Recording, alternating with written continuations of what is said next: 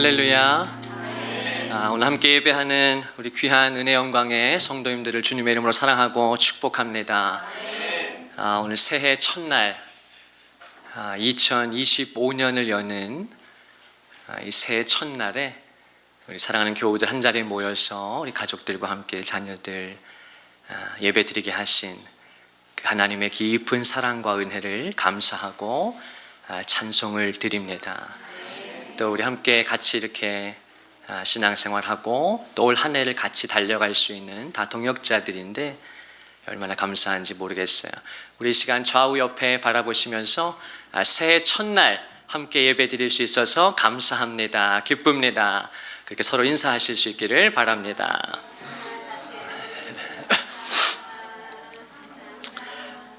우리가 새해 첫날 이렇게 함께 예배 드릴 수 있는 것이 하나님 은혜인 줄로 믿습니다. 하나님께서 생명을 주시고 호흡을 주시고 건강을 주시고 이 모든 것이 하나님의 은혜인 줄로 믿습니다. 우리가 찬양하는 것처럼 정말 이것이 당연한 것이 아니라 정말 하나님의 특별한 은혜가 아니면 안 되는 줄로 믿습니다. 오늘 새해 첫날을 우리가 하나님 앞에 이렇게 예배할 수 있다는 것이 참 특별한 것 같아요.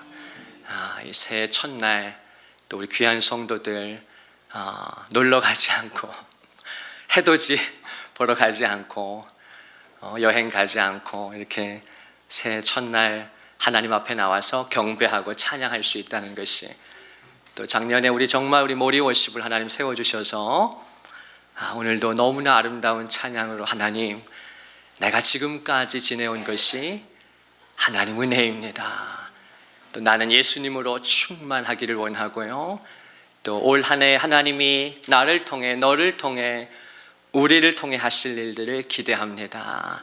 하나님께서 크게 영광 받으시고 흡족해 하신 줄로 믿습니다. 우리 또 멋있게 아주 결혼식 가는 것처럼 정장을 하고 넥타이도 예쁘게 메고 오셨네요. 너무너무 감사하고 사랑합니다. 우리는 지난 주일에 너무 끔찍한 뉴스를 들었습니다.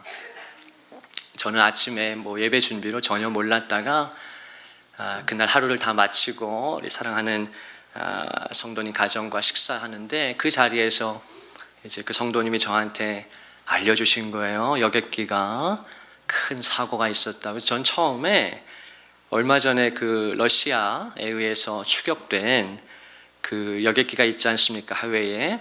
저는 당연히 그 이야기를 하는 줄 알고 그래요. 그런 일이 있었죠 했는데 우리나라 여객기가 사고가 났다는 것이 이게 무슨 소린가? 우리나라에서 뭔 사고가 나나? 우리나라가 어떤 나라인데?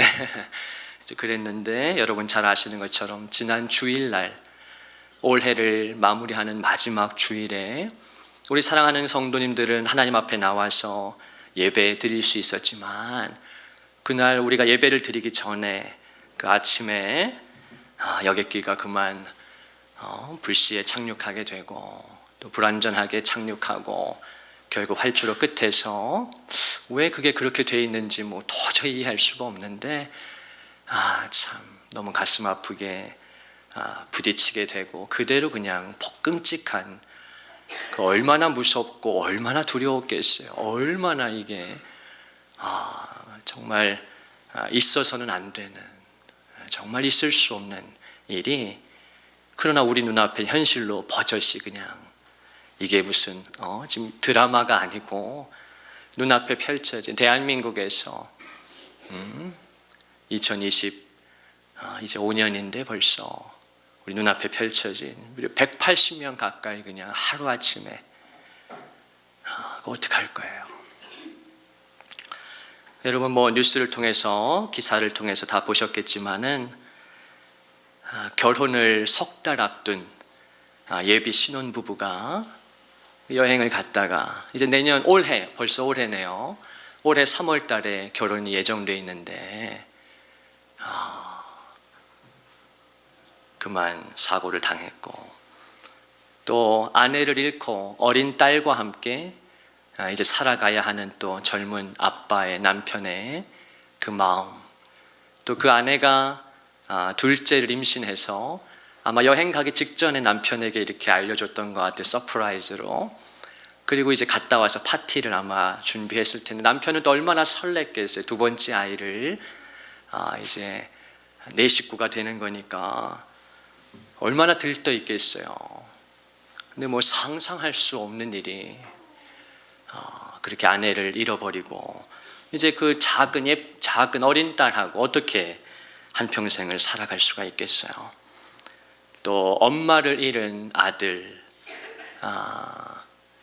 내일 모레 의사고시를 눈앞에 두고 이 여행 중에도 엄마한테 따뜻한 위로를 받고 열심히 준비해서 집중해서 패스하고 좋은 의사가 되기를 바란다. 또 이 아들은 얼마나 이번에 엄마를 기쁘게 해주려고 열심히 공부하고 있었겠어요. 근데 그만 그 엄마가 이제는 더 이상 아들이 멋있게 의사 가운 입은 모습을 볼 수가 없잖아요. 또 아내와 두 자녀를 잃고 홀로 된 남편이 있습니다. 3살짜리 아들을 데리고 이 가족이 첫 번째 결혼하고 나서 신혼여행도 못 간 이 부부가 이제 3살 난 아들을 데리고 첫 번째 신혼여행이자 가족여행이자 해외여행을 계획하고 다 기쁘게 다녀왔는데 그 귀국하는 날에도 SNS에 너무 행복한 하루였다. 그만 돌아오는 길에 한국으로 돌아왔는데 그 세 가족이 그냥 안타까운 우리 가까운 오산에서도 일가족이 그런 아픔을 겪었습니다. 엄마와 10대 두 딸, 또 초등학생 막내 아들 일가족이 그냥 이런 비극을 맞이한 거예요. 이 가족이 외할아버지의 팔순을 기념해서 이제 지방에 있는 광주에 있는 친척들하고 함께 총 9명이 이렇게 할아버지를 모시고 팔순 얼마나 감사하고 축복된 자녀들이 이렇게 9명이 이렇게 태국으로 얼마나 꿈꿔왔던 그 여행을 갔다 오는 길에 그냥 온 가족이 그냥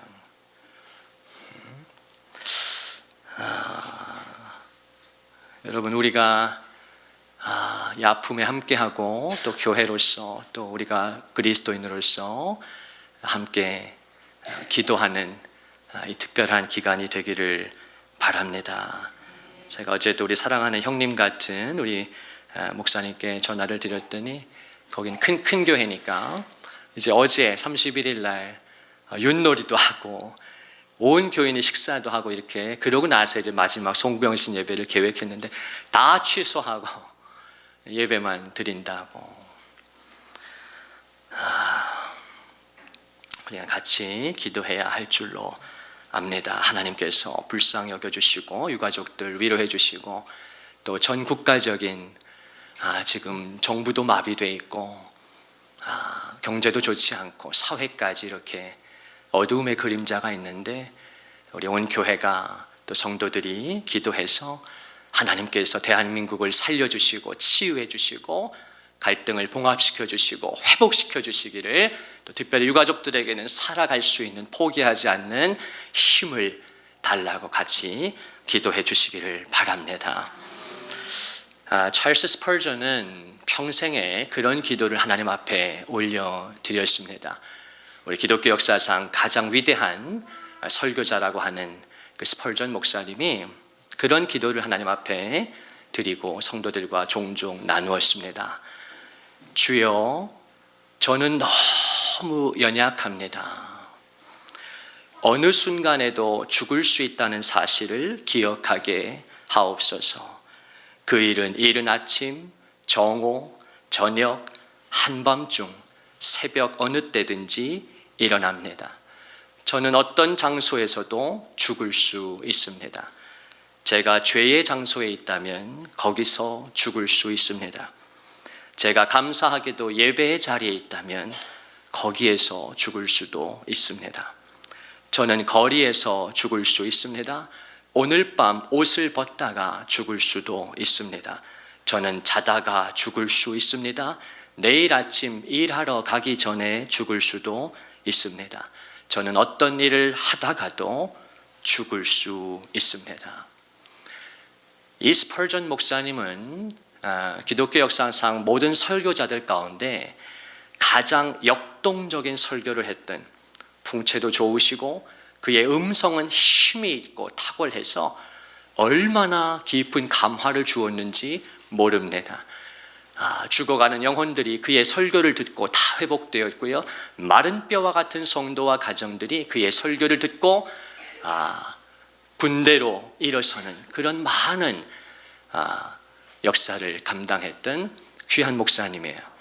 이 스펄전이 왜 이렇게 죽음에 대해서 깊이 민감하게 반응하고 평생의 죽음을 가까이 느끼면서 내가 오늘 죽을 수도 있다라고 하는, 이 예배가 마지막일 수 있다라고 하는, 그래서 어쩌면 그의 설교가 그렇게 다른 목회자와는 달리 더 애절하고 간절하고 더 열정적이었는지도 모르겠습니다. 이 설교가 마지막이라고 생각하고 그는 아마 했던 것 같아요. 스펄전이 그렇게 된 배경에는 여러 가지가 있는데 그 중에 결정적인 사건은, 스펄전은 젊은 날부터 탁월한 목회자로 런던에서 주목을 받았기 때문에 갓 20대 후반, 30대 초반부터 그의 사역은 탁월했고 파워풀했습니다. 그의 젊은 목회자의 설교를 듣기 위해서 영국 전역에서 사람들이 몰려들어오기 시작했고, 메마른 심령에 불을 지펴주는 그의 감화 있는 말씀에 성도들이 반응하고 열광하기 시작했고, 전 영국이 들뜨기 시작했습니다. 머지않아 그가 섬겼던, 부임받았던 교회는 10,000명이 넘는 성도들이 예배당을 가득 채우게 되었고, 그가 집회를 할 때마다 인산인해를 이루게 되었습니다. 그러던 어느 날 그날 예배를 드리는 그날도 성도들이 입추의 여지 없이 가득 차게 되었고 열기는 뜨거웠습니다. 그런데 그렇게 예배를 드리다가 어떤 이유에서인지 구석에서 한쪽 천장이 무너져 내려버렸습니다. 근데 안타깝게도 그날 예배 현장에서 성도님들 가운데 2사람이 하나님의 부르심을 받고 천국으로 그 자리에서 가게 된 거예요. 이 스펄전 목사님이 자기의 사역과 인생과 목회에 상상하지도 않았던 그 황망한 일을 겪으면서 그것이 평생의 트라우마로 예배를 드릴 때마다, 예배를 준비할 때마다 고통스럽고 마음의 상처와 아픔이 되는 거예요. 그러면서 이 스펄전 목사님이 목회 여정 중에 우울증에 벗어나지를 못합니다. 그리고 그가 목회하는 여정에 역동적이고 아름다운 열매도 많았지만 시기와 질투와 모함과 또 자기를 몰라주는, 자기의 마음을 헤아리지 못하는 많은 성도들로부터 아픔을 반복적으로 겪으면서 결국 생채기가 나고 마음을 다치게 되고, 스펄전이 결국은 그의 평생 목회 여정에 우울증을 앓게 됩니다. 왜 하나님께서 기독교 역사상 가장 힘있고 역동적이었던 그런 다이내믹한 설교자에게 그런 고통을 주시고 개인적인 또 교회적인 아픔을 허락하셨을까? 아마도 하나님께서 스펄전으로 하여금 평생 교만하지 못하도록, 또 평생 가난하고 약한 마음을 가지고 나는 언제든 죽을 수 있는 미천한 종이라는 사실을 늘 기억하면서 우쭐하거나 건방지지 않으며 작은 교회들, 개척교회들의 아픔을 헤아리면서, 우리 교회는 수만 명이 모여서 예배를 드리지만 동시에 성도가 없어서 아파하고 힘들어하는 그 목회자들의 마음을 헤아릴 수 있도록 아마도 하나님께서 그를 낮추시고 겸비하게 하셔서, 야고보 4장 6절이 우리에게 말씀해 주는 것처럼 그러나 더욱 큰 은혜를 주시나니 하나님이 교만한 자를 물리치시고 겸손한 자에게 은혜를 주신다 하였느니라. 하나님은 더 큰 은혜를 저와 여러분에게 주기 원하시는데 어떤 사람에게 주십니까? 하나님이 교만한 자를 물리치신다는 것입니다. 하나님은 저와 여러분이 강하거나 대단하기를 바라는 것이 아니라 우리가 교만하기를 원하지 않으십니다. 겸손한 마음으로 하나님을 찾고 예배하고, 오늘도 한 해를 시작하면서 첫날 첫 시간 하나님 앞에 나와 예배로 찬양으로 문을 열 수 있다는 것은, 이것이 비록 성도의 마땅한 바이지만은 그러나 하나님은 우리의 작은 마음에도 영광을 받으십니다. 하나님이 기뻐하시는 거예요. 저와 여러분을 겸손하다고 부르시면서 겸손한 자들에게 더 큰 은혜를 주기를 원하십니다. 그 찰스 스펄전이 그 아픔을 평생 지니고 살았지만 끝까지 포기하지 않습니다. 끝까지 목회를 내려놓지 않고 그가 바울처럼 나의 달려갈 길과 주 예수께 받은 사명, 곧 하나님의 은혜의 복음 증거하는 일을 마치려 하면은 나의 생명을 조금도 귀한 것으로 여기지 아니하노라. 그가 예수님과 함께 끝까지 사역을 감당합니다. 아마도 스펄전은 이 말씀을 평생에 붙들었을 것 같습니다. 오늘 이 새해 첫날 여러분과 함께 나누고 싶은 말씀이 있는데 우리 같이 한번 스크린을 보면서 이 바울을 통해 주신 그 은혜를 같이 나누고 올 한 해 여러분 마음속에 깊이 이 말씀을 새길 수 있기를 주님의 이름으로 축복합니다. 우리 함께 읽어보겠습니다. 고린도후서 12장 9절 10절의 말씀이지요. 같이 읽습니다. 시작. 나에게 이르시기를 내 은혜가 내게 족하도다.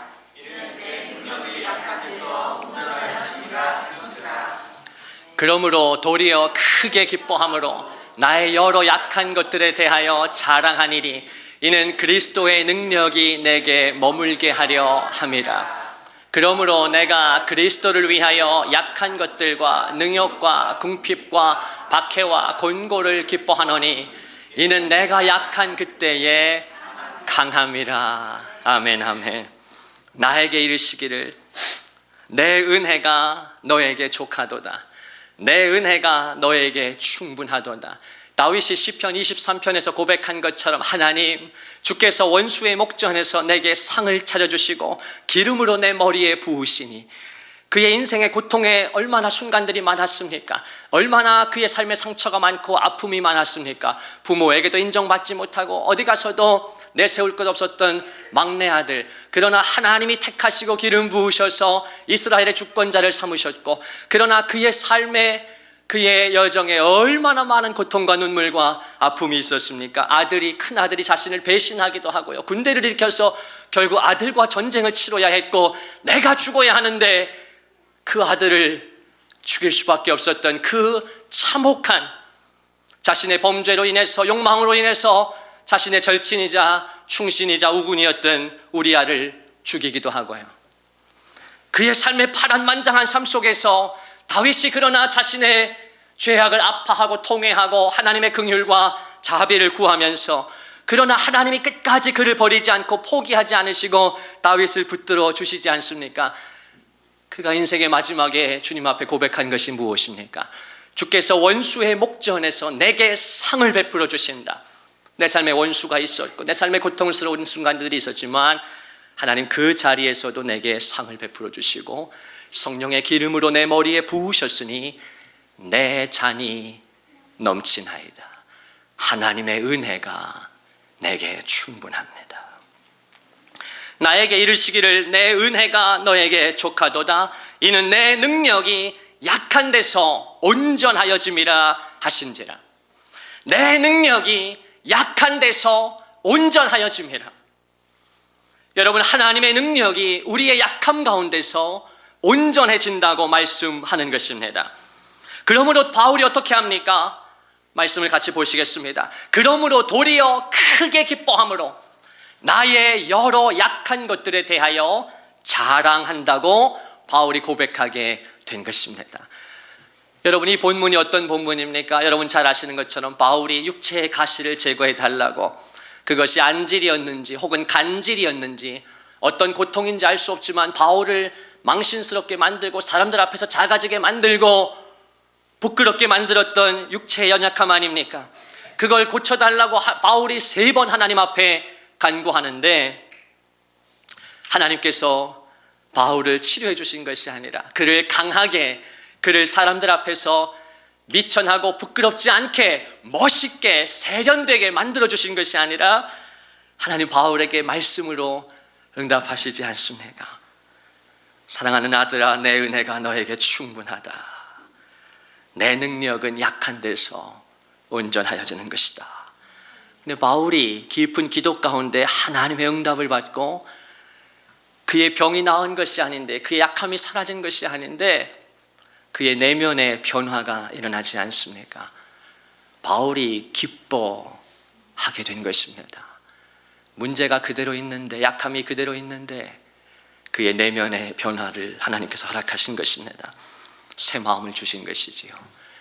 그러므로 도리어 내가 크게 기뻐함으로 나의 여러 약한 것들에 대하여 자랑하리니, 내 육체의 가시, 내 부족한 성품, 내 연약함, 환경, 우리 가정, 우리 가족, 그걸 감추고 포장하는 것이 아니라 내 약함을 자랑한다고까지 이야기한 것입니다. 왜 그렇습니까? 그가 하나님의 말씀을 들었기 때문이지요.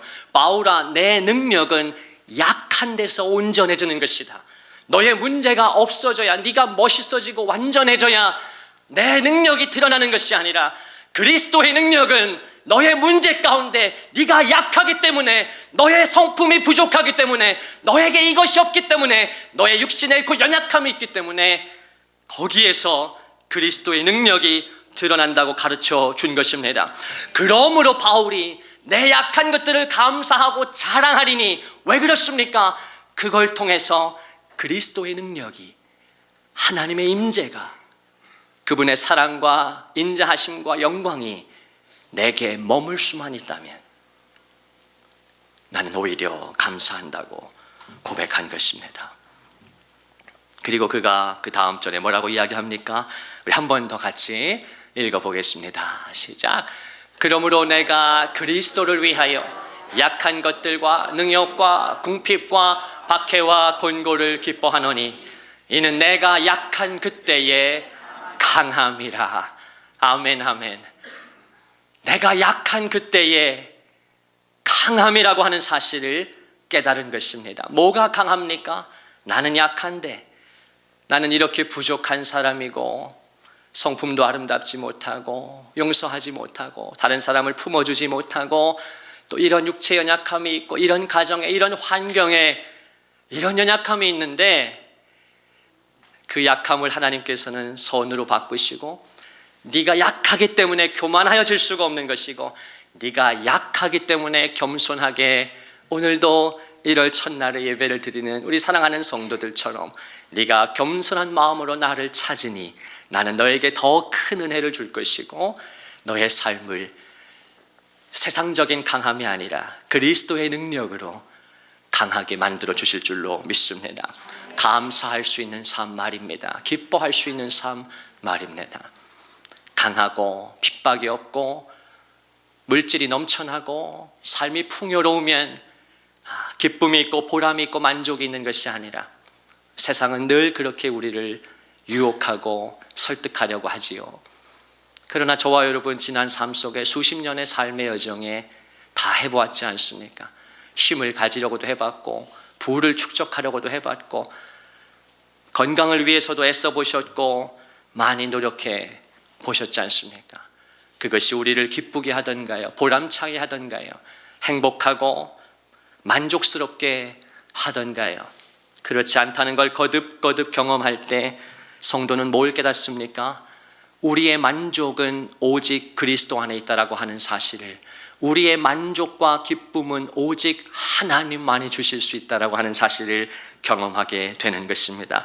그러므로 성도여, 올해 첫 예배를 드리면서 하나님 앞에 다른 것을 구하지 마십시다. 건강도 중요하고 부도 중요하고 뭐 윤택함도 다 중요한데, 나와 하나님과의 관계가 바로만 선다면, 우리 가정이 하나님을 경외하기만 한다면 하나님 그것들 다 거저 주시지 않겠습니까? 자기 아들을 아끼지 아니하시고 너희 모든 사람을 내어주시니가 어찌 그 아들과 함께 모든 것을 너희에게 은사로 선물로 주시지 않겠느냐? 여러분, 하나님 이미 우리에게 전부를 주셨지 않습니까? 저와 여러분이 새해에 정말 하나님, 우리의 가정이, 저 자신이 하나님을 온전히 경외하기를 원합니다. 그게 내 소원이 되기만 한다면, 그렇게 기도할 수만 있다면 하나님 우리에게 필요한 모든 것을 허락해 주신다고 저는 믿습니다. 나의 하나님이 그리스도 예수 안에서 영광 가운데 그 풍성한 대로 너희 모든 쓸 것을 채워주시리라. 여호와 이레, 하나님이 우리의 공급자가 되어주신다는 사실입니다. 그러므로 강함이나 건강이나 부나 명예나 힘이나 그런 것들을 구하기 전에 내가 약한 그때에 그리스도가 강함이 되어주신다는 사실을 믿고 붙들고 겸손한 마음으로 하나님을 더 의지할 수 있는 저와 여러분 되시기를 간절히 축복합니다. 오늘 본문에 보면 마가복음 13장에 예수님과 제자들 사이에 대화가 등장합니다. 마지막 때에 관한 대화입니다. 그때에 베드로와 야고보와 요한과 안드레 4명의 제자가 예수님께 따로 조용히 나옵니다. 그들이 은밀히 예수님께 나와서 주님과 독대를 청합니다. 그리고 예수님은 그들과 독대해 주십니다. 그리고 그 제자들은 은밀하게 과연 마지막 때에 어떤 일이 일어나는 것인지, 무슨 징조가 있는지를 주님께 여쭙습니다. 그때 우리 주님이 뭐라고 말씀하십니까? 난리와 난리의 소문을 들을 때에 두려워하지 말라고 말씀하십니다. 여러분, 마지막 때에 어떤 일이 일어납니까? 무슨 징조가 있습니까? 난리와 난리의 소문이 거듭거듭 계속해서 일어난다는 것입니다. 여러분, 우리말에도 그런 말이 있지요. 난리도 아니다, 그런 말이 있는데 정말 지금 이 시대에 많은 난리들이 일어나지 않습니까?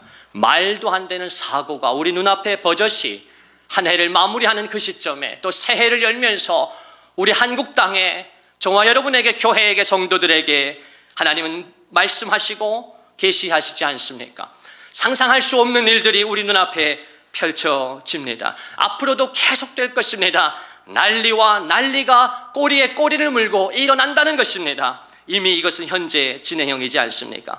민족이 민족을 대적하여 일어날 것이다. 나라가 나라를 대적하여 일어날 것이다. 끊임없는 갈등과 전쟁이 있다는 것입니다. 지금 우크라이나와 러시아는 3년째 전쟁을 벌이고 있습니다. 이스라엘과 중동의 싸움은 점점 더 확전되어 가고 있습니다. 민족이 민족을, 나라가 나라를 대적하여 싸우고 있습니다. 곳곳에 지진이 있다고 말씀합니다. 기근이 있다고 말씀합니다. 이는 재난의 시작이다. 마지막 때 환란에 그리스도가 다시 오시기 전에, 그리스도가 마침내 오래 참으시지만 결국 세상을 심판하시고 하나님의 택한 백성들을 건져내시고 그들을 하나님의 나라로 인도하시며 양과 염소를 가르시는 하나님의 심판에 주님이 다시 오시기 전에 이 세상에 일어나는 일들이라고 예수님은 분명히 가르쳐 주시는데, 이것은 머나먼 후의 일이 아니라 벌써 한참 진행되고 있는, 그리고 지난주에도 우리 눈으로 끔찍함을 목도하고 경악을 금치 못하는 현재 진행형인 일인 것입니다. 이때 하나님은 성도들과 교회에 분명히 말씀하고 계신다고 저는 믿습니다. 이 본문이, 이 마가복음 13장이 어떻게 결론 맺어집니까? 어떻게 끝납니까? 우리 마지막 33절 이하를 같이 보겠습니다. 33절에 예수님께서 뭐라고 말씀하십니까? 주의하라, 깨어있으라. 그때가 언제인지 알지 못함이라. 가령 사람이 집을 떠나 타국으로 갈 때 그 종들에게 권한을 주어 각각 사물을 맡기며 문지기에게 깨어있으라 명함과 같으니, 예수님께서 제자들에게 뭐라고 말씀하십니까? 그러므로 주의하여 깨어있으라는 것입니다. 그리고 주님이 친절하게 가르쳐 주시지요. 사람이 집을 떠나, 주인이 집을 떠나 다른 곳으로 갈 때 종들에게 권한을 위임한다는 것입니다. 저와 여러분을 하나님께서 청지기로 부르셔서 교회를 맡기시고 다른 성도들을 맡기시고 복음 전파의 사명을 맡기시고 구제와 선교의 사명을 맡기셨다는 것입니다. 그 종들에게 권한을 주어서 저와 여러분에게 위임하셔서 각각 사물을 맡기며 문지기에게 깨어있으라 명함과 같다고 하십니다. 무슨 말씀입니까? 예수님께서 다시 오시기 전에 부활하신 예수님께서 성도들에게 그리스도를 대신할 수 있는, 하나님을 대신할 수 있는 청지기의 사명을 주셨다는 것입니다. 저와 여러분이 교회를 돌보고 다른 성도들을 돌보는, 또 구원의 문을 여는 사명을 맡기셨다는 것입니다. 그 사물을 감당하기 위해서 깨어 있어야 한다는 것입니다. 35절에 또 주님은 말씀하십니다. 그러므로 깨어 있으라. 집주인이 언제 올는지, 저물 때 일는지, 밤중 일는지, 닭 울 때 일는지, 새벽 일는지 너희가 알지 못함이라. 그가 호련히 와서 너희가 자는 것을 보지 않도록 하라. 우리 마가복음 13장의 마지막 37절 우리 한 목소리로 읽겠습니다. 시작. 깨어 있으라. 내가 너희에게 하는 이 말은 모든 사람에게 하는 말이니라 하시니라. 아멘. 주님이 이 마지막 마가복음 13장 이 마지막 때에 관한 계시를 마무리하시면서 예수님께서 거듭 3번에 걸쳐서 저와 여러분에게 친히 하시는 말씀은 무엇입니까? 깨어 있어야 한다는 것입니다. 주의하라. 깨어 있으라. 그러므로 깨어 있으라. 마지막 다시 한번 주님이 깨어 있으라. 내가 너희에게 하는 이 말은 모든 사람에게 하는 말이니라. 예수님께서 이 새해 첫날이 아침에 저와 여러분에게 3번이나 반복하셔서 깨어 있어야 한다고 말씀하십니다. 올 한 해를 시작하면서 우리가 하나님 앞에 어떤 마음을 가져야 하겠습니까? 어떤 기도를 이 아침에 드려야 하겠습니까? 하나님, 나와 우리 가정이 깨어있게 하옵소서. 깨어있기를 원합니다. 난리와 난리의 소문이 거듭되고 전쟁과 재난과 기근이 우리 눈앞에 펼쳐지는데 주님 다시 오시는 그날까지 깨어있어서 하나님의 인도하심을 받고 하나님이 맡겨주신 청지기로서의 사명을 잘 감당할 수 있도록 도와주옵소서. 그 기도를 하나님이 원하신다고 저는 이 아침에 믿습니다. 또 부족하고 연약하지만 저와 여러분이 그런 마음으로 하나님 앞에 나아갈 때 하나님 반드시 복 주시고 힘 주시고 모든 영적, 인적, 물적 자원을 공급해 주실 것입니다. 마지막으로 이 깨어있으라는 주님의 간청과 이 계시의 말씀이 어떤 뜻인지 조금 더 살펴보기를 원합니다. 깨어있다라고 하는 것은 무슨 뜻입니까? 물론 저와 여러분이 영적으로 깨어있어서 지금 말씀드린 것과 같이 하나님의 청지기로서의 사명을 잘 감당해야겠구나, 그것이 맞습니다. 그러면 구체적으로 어떻게 깨어있으라고 하는 말입니까? 우리 마지막으로 살펴보길 원하는데 예수님께서 친절하게 가르쳐 주십니다. 우리 오늘 본문 앞에 있는 마가복음 앞에 있는 마태복음 우리 마지막 부분인데요, 우리 26장을 같이 보겠습니다. 36절, 마태복음 26장 우리 36절. 이에 예수께서 제자들과 함께 겟세마네라 하는 곳에 이르러 제자들에게 이르시되 내가 저기 가서 기도할 동안에 너희는 여기 앉아 있으라 하시고, 베드로와 세베대의 2 아들을 데리고 가실 때 고민하고 슬퍼하사 이에 말씀하시되 내 마음이 매우 고민하여 죽게 되었으니 너희는 여기 머물러 나와 함께 깨어있으라 하시고, 조금 나아가사 얼굴을 땅에 대시고 엎드려 기도하여 이르시되 내 아버지여, 만일 할만하시거든 이 잔을 내게서 지나가게 하옵소서. 그러나 나의 원대로 마옵시고 아버지의 원대로 하옵소서 하시고, 제자들에게 오사 그 자는 것을 보시고 베드로에게 말씀하시되 너희가 나와 함께 1시간도 이렇게 깨어있을 수 없더냐.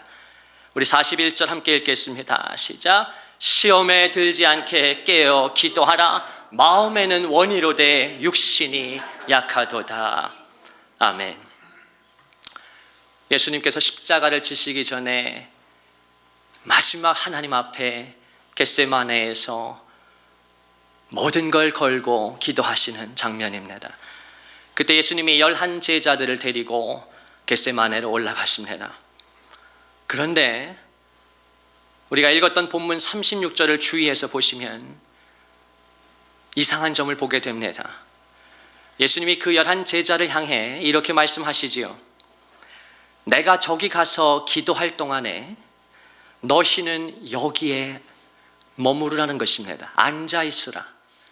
자, 예수님 말씀하십니다. 내가 저기 가서 기도할 동안에 너희는 여기 앉아 있어라. 그런데 예수님이 다시 베드로와 세베대의 두 아들, 이 두 아들은 야고보와 요한이지요. 예수님이 베드로와 야고보와 요한은 따로 데리고 가십니다. 그리고 그들에게, 그 세 사람에게는 말씀하시지요. 자신의 속내를 드러내십니다. 이에 말씀하시되 내 마음이 매우 고민하여 죽게 되었으니 너희는 여기 머물러 나와 함께 깨어 있으라. 사랑하는 성도여, 이 말씀을 주의 깊게 우리가 본다면 예수님께서 겟세마네 동산에 올라가서 제자들과 함께 마지막 하나님 앞에 십자가를 지시기 전에 기도하시는데, 다른 제자들에게는 얘들아 이제 내가 저쪽에 가서 기도할 터인데 너희는 여기에 그냥 앉아 있어라 라고 말씀하신단 말입니다. 그런데 예수님께서 베드로와 야고보와 요한은 따로 불러 데리고 가셔서 그 세 제자에게는 자신의 유일한 속내를 드러내십니다. 얘들아, 지금 내 마음이 너무 어렵다. 내가 심히 고민하여 지금 죽을 지경이라고 주님이 베드로와 야고보와 요한에게는 따로 자신의 마음을 알려주십니다. 그리고 그 세 제자에게는 어떻게 초청하십니까? 다른 제자들은 그냥 너희들은 여기 앉아 있어라 하셨는데 베드로와 야고보와 요한에게는 주님이 너희는 여기에 머물러 나와 함께 깨어 있으라. 사랑하는 베드로야, 야고보와 요한아, 너희는 여기 머물러 나와 함께 깨어 있어라 라고 주님이 그들에게 말씀해 주십니다. 같이 기도하자는 것입니다. 내 마음이 지금 너무 어려우니 이 십자가를 감당하고 인류를 대속하시는 이 사건이, 완전한 하나님의 아들이시지만 100% 인간의 몸을 입고 이 땅에 오셨던 주님의 인간적인 고뇌와 그 고통이 십자가에 못을 박히고 피를 철철철 흘려야 하는, 모든 사람에게서 배신을 당하고 버림을 받으셔야 하는, 한 번도 그걸 경험해 본 적이 없으시고 하나님과의 삼위일체 하나님이 분리되신 적이 없는데 그 상상할 수 없는 고통의 무게가 예수님을 짓눌렀던 것입니다. 그런데 주님이 그 마음을 다른 제자들에게는 언급하지를 않으십니다. 너희는 그냥 여기에 앉아 있어라. 그리고 주님이 베드로, 야고보, 요한 세 명을 데리고 가셔서는 내 마음이 지금 심히 어렵고 죽게 되었으니 너희는 여기 나와 함께 머물러 깨어 기도하라고 말씀해 주시는 거예요. 그리고 예수님은 조금 더 나아가셔서 얼굴을 땅에 대시고 엎드려 기도하십니다. 사랑하는 성도 여러분, 우리 귀한 성도들께서 작년 한 해를 걸어오시면서 언제 이런 기도를 하나님 앞에 애절하게 드려 보셨나요? 지금 하나님의 아들이신 예수님께서 얼굴을 땅에 대시고 엎드려서 하나님 앞에 기도하십니다. 불쌍히 여겨주시기를, 긍휼을 베풀어 주시기를, 감당할 수 있는 힘을 주시기를 기도하십니다. 그렇게 하나님 앞에 애절하게 기도하고 새 힘을 얻으시고 새 마음으로 충만해지셔서 이제 인류 대속의 구원의 그 사명을 완수할 준비를 마치신 주님께서 돌아오셨는데, 그 베드로와 야고보와 요한이 믿었던 그 아이들이 자빠져 자고 있는 모습을 주님이 보십니다. 그리고 베드로에게 말씀하십니다. 너희가 나와 함께 한 시간도 이렇게 깨어 있을 수 없더냐. 우리 한번 따라 하십시다. 너희가 나와 함께 한 시간도 이렇게 기도할 수 없더냐. 사랑하는 성도여, 하나님께서 이 아침에 새해 첫날 우리 교회와 부족한 종과 우리 성도들과 우리 자녀들 모든 우리 영가족들에게 깨어 있어야 한다고 말씀하십니다. 깨어 있는다는 것은 무슨 뜻입니까? 구체적으로 기도하라는 말씀입니다. 골로새서 4장 2절이 가르쳐주는 것처럼 기도에 항상 힘쓰고 기도에 감사함으로 깨어 있으라 하지 않았습니까?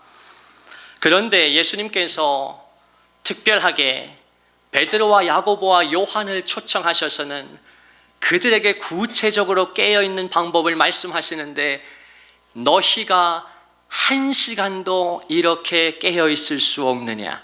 사랑하는 성도여, 깨어있다는 것이 무엇입니까? 추상적이고 감상적인 것이 아니라는 것입니다.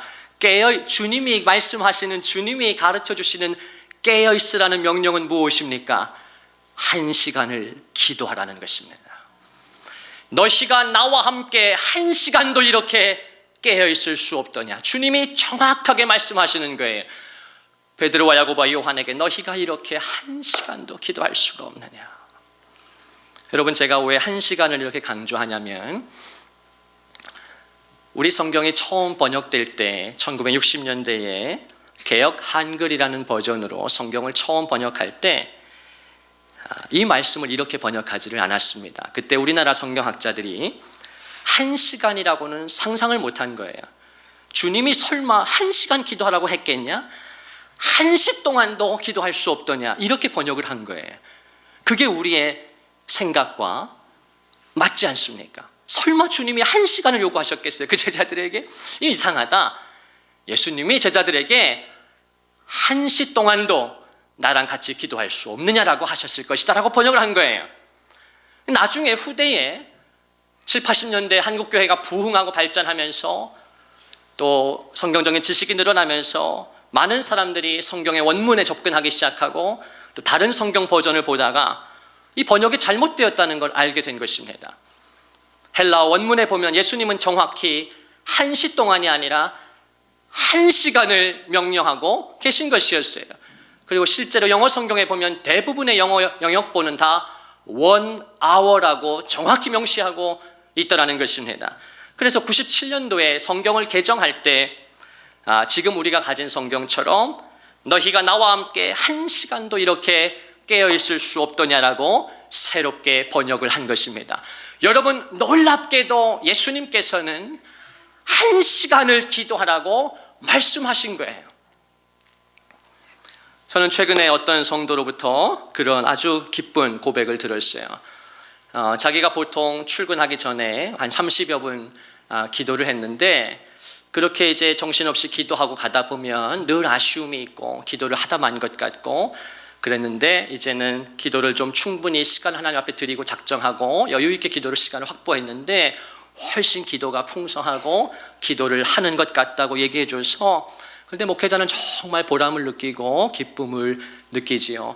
목회자가 성도들에게 뭘 바라겠습니까? 우리 성도님들의 신앙이 아름답게 성장하고 그래도 어제보단 오늘 더 나아져야 하지 않겠습니까? 사랑하는 성도 여러분, 제가 참 좋아하고 마음에 늘 간직하는 말이 있는데요. 저는 제 안에 하나님의 말씀도 많이 있고 신앙의 격언이 제 안에 많이 있어요. 그게 제 신앙을 풍성하게 하고 늘 생기 있게 그래야 메마르지가 않거든요. 여러분 한번 저를 따라해 보시겠어요? 하나님은 어제보다 오늘 더 큰 은혜를 주시고 오늘보다 내일 더 큰 복을 주시기를 원하신다. 여러분, 이게 우리 하나님의 세계이고 그분의 마음이에요. 하나님은 어제보다 오늘 더 큰 은혜를 주시고 오늘보다 내일은 더 큰 복을 성도들에게 주시기 원하는 것입니다. 그래서 여러분, 지금 가진 은혜에 만족하시면 안 돼요. 이 정도면 되었지. 아니요, 그것이 신앙을 병들게 합니다. 여러분, 성도라고 하면 마땅히 저와 여러분의 심장에 거룩한 불만족이 있어야 합니다. 내가 하나님을 이렇게밖에 모르고서야 천국 가서 되겠는가? 내가 이 땅에 살면서 하나님을 이렇게 경험하지 못해서고야 내가 신앙생활을 할 수 있겠는가? 여러분, 마땅히 성도라고 하면 여러분 속에 거룩한 불만족이 있으셔야 합니다. 어제보단 오늘 하나님을 더 알고 싶고 오늘보다 내일 하나님의 세계를 더 충만히 누리고 싶은 그 열정이 여러분에게 있기를 주님의 이름으로 축원을 드립니다. 하나님은 저와 여러분을 그렇게 상대하시기 때문이에요. 묵은 은혜로 사시 마십시오. 어제의 은혜로 오늘을 살지 마십시오.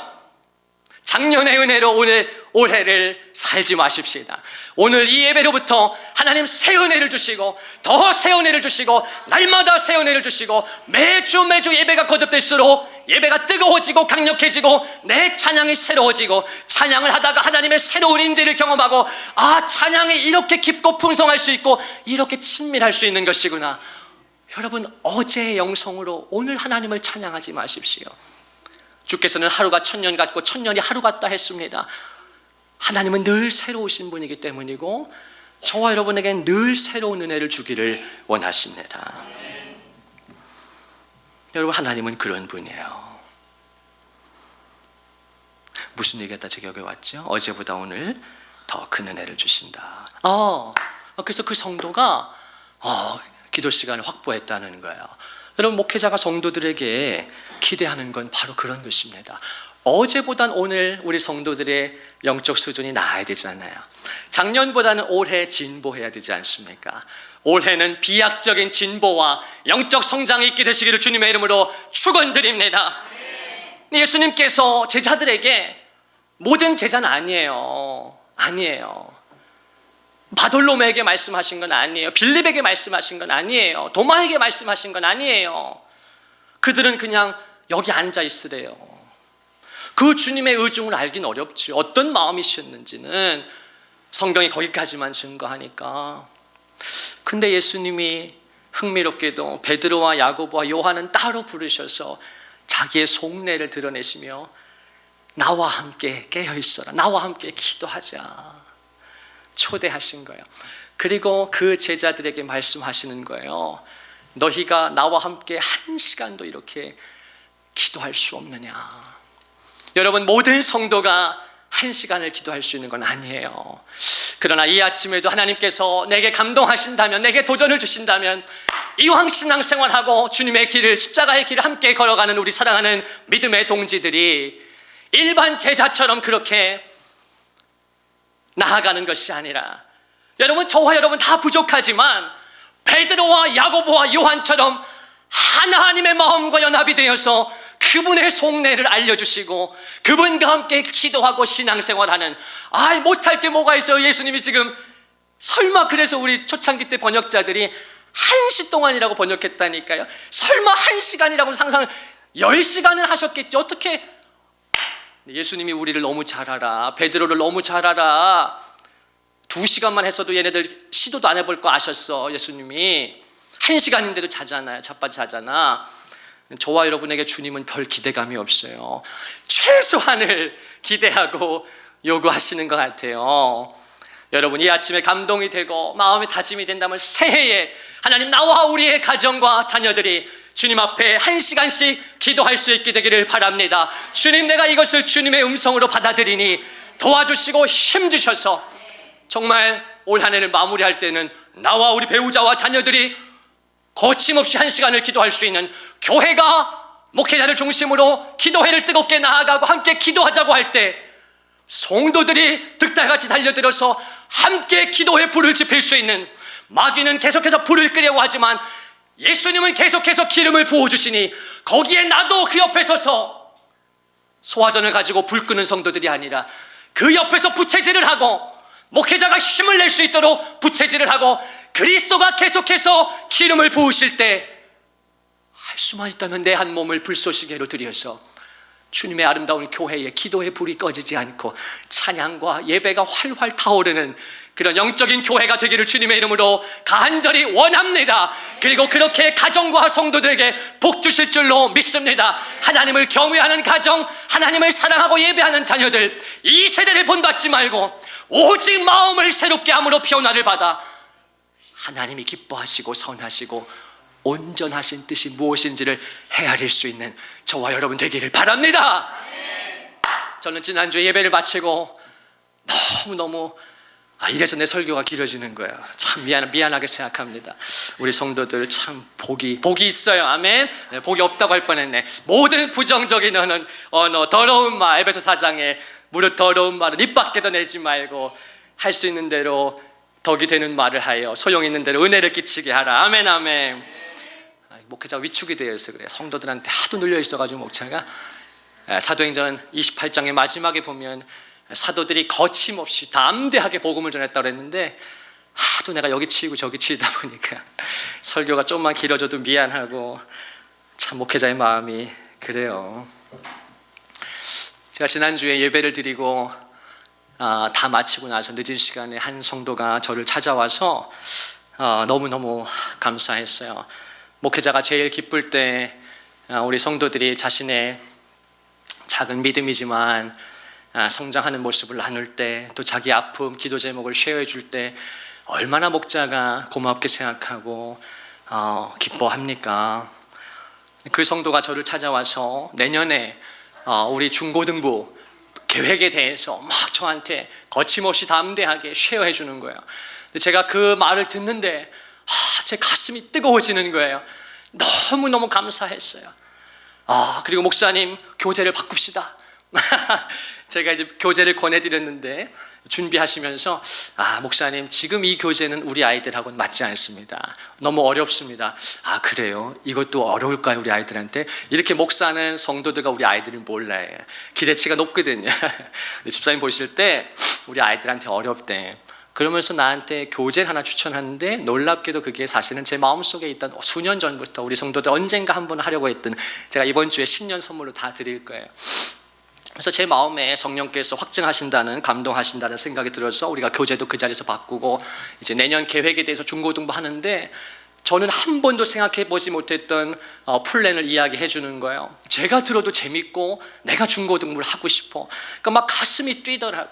이런 생각을, 목회자도 못하는 생각을 고민하고 기도하고 성령의 영감 속에서 또 패기 있게 목회자한테 이렇게 나와서 거침없이 제가 안아주고 싶어서 너무너무 감동이 되는 거예요. 주님의 마음이 전해지는, 우리 아이들을 향한 주님의 마음이. 그러면서 제 마음에 막 뒤에를 이렇게 해서 한다길래 제 마음에 이 본당 한 곳을 좀 가벽을 세워서 방을 만들어서 우리 아이들 중고등부 전용실로 주면 어떨까? 지금 이 자리 옆에 있지만 사실 너무 작거든요. 지금은 소화가 될지 모르지만 지금도 작죠. 예전에 이 교회가 이곳을 이렇게 아름답게 본당을 리모델링 하기 전에 사실 뒷부분이 다 방으로 되어 있었어요. 그 교육부를 할 수 있도록 나가기 전까지. 근데 우리는 지금 공간이 없으니까 한쪽을 방으로 만들어주면 중고등부 아이들 그래도 자기들 사춘기에 전용 공간이 있다면 얼마나 좋아할까. 막 그런 상상을 하고 주중에 막 견적도 보고 알아보는데 가슴이 설레는 거예요.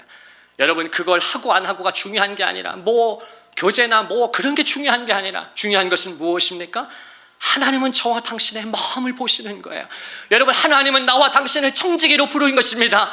사명을 맡기신 것이에요. 그 청지기로서 사명을 가지고 이 땅을 살아가는 동안에 깨어 있을 수 있느냐, 깨어서 기도할 수 있느냐, 주님의 애절한 마음과 내 마음이 연결이 되는가, 하나님이 교회를 보시면서 아파하시고 애달파하시는 그 주님의 마음과 내가 연결될 수 있는가, 아니면 주님도 어떤 마음이신지 너는 그냥 여기 있어라. 여러분, 저는 그런 말을 듣고 싶지 않아요. 하나님, 저 부족해요. 저 연약해요. 저 이렇게 모자라요. 근데 하나님 저에게는 따로 부르셔서 주님의 속내를 말씀해 주시고, 성현아, 은주야, 은혜영광교회야, 너는 나와 함께 있어. 깨어 기도할 수 있느냐. 여러분, 가슴이 뛰지 않습니까? 그런 성도들, 그런 가정, 그런 자녀 되시기를 주님의 이름으로 축원을 드립니다. 어려운 것이 아닙니다. 하나님 저와 여러분의 약함을 아셔서 1시간 반만 해도 도망갈까 봐 1시간이라고 하시니 그 선하신 하나님 앞에 기도의 자리에 열심히 나와서 기도할 수 있는 저와 여러분 되기를 간절히 주님의 이름으로 축원드립니다.